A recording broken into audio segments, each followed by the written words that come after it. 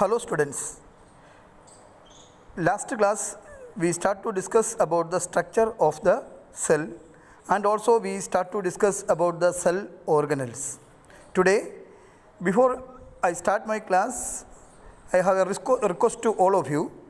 Please read the topics what we cover earlier, because when we go through the pattern of question in class 9th and 10th, we can see that most of the questions are one word type questions and also diagram based questions. That's why if you read the topics properly and systematically, that will give you an easy way to score maximum marks. Today we continue the cell organelles. Yesterday we finished up to the Golgi apparatus and today we move to the ribosomes. What are ribosomes? Ribosomes are the smallest cell organelle present in both plant and animal cells.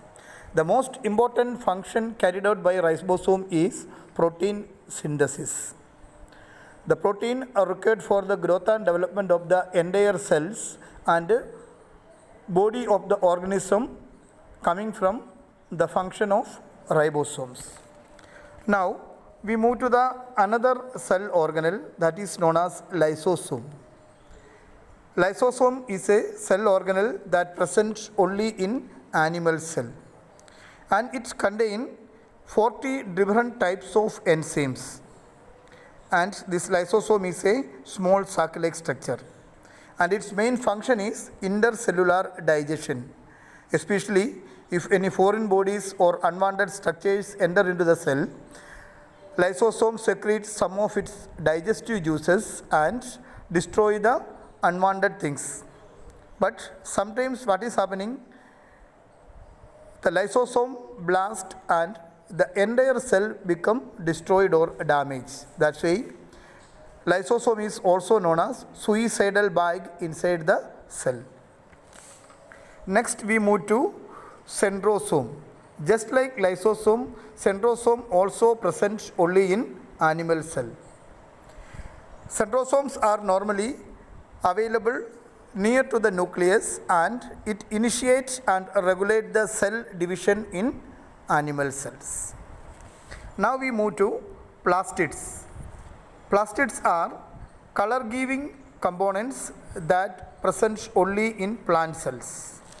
Normally there are three types of plastids are available in plant cell, namely chromoplast, chloroplast and leucoplast. As I mentioned earlier, chromoplast is mainly concerned to give color to various parts of the plants like flowers, fruits, etc. Chromoplast contain certain color giving pigments like xanthophyll, keratin, etc. Xanthophyll give yellow color to various parts of the plants. Keratin give red and orange color to some of the parts of the plant. Second one is chloroplast. As we already know, it is the pigment, it contains the pigment chlorophyll that give green color to major parts of the plants, especially to the leaves and the tender stems. During the time of photosynthesis, the plants acquire light energy from sun by the help of this chlorophyll that present in chloroplast. The last type of plastid is leucoplast. It is a colorless plastid and mainly help in storage of starch. Potato is one of the very good example for food item that contain leucoplast in large quantity. Now we move to vacuoles.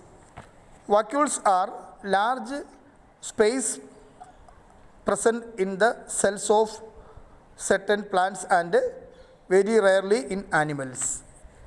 It is a clear space with water or other substances in solution.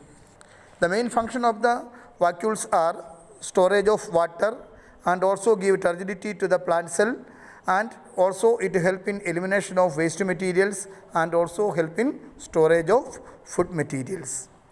The speciality of vacuole is that it is large and very few in plant cell. In animal cell, very rarely they are available and they are simply scattered in the cytoplasm. Now we move to granules. That is the last cell content. Granules are mainly concerned with the storage of starch and glycogen. Starch is stored in plant cell and glycogen in animal cell by the help of plastids. With the granules. Now we move to the difference between plants and animal cells. As we already know, plant cells are little larger than animal cells, but both are microscopic in nature. What is the main difference between plant and animal cells?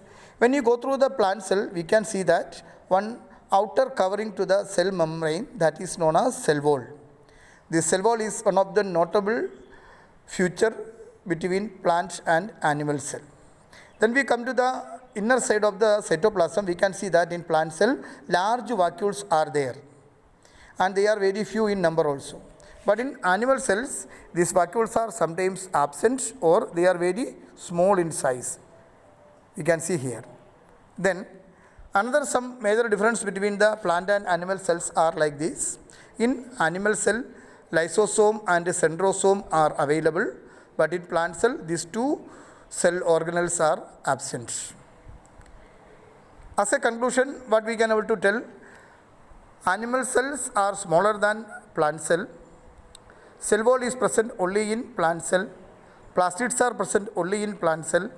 Large vacuoles are present only in plant cell. On other hand, in animal cell, lysosome and centrosome are present. These are some of the major difference between plant and animal cell.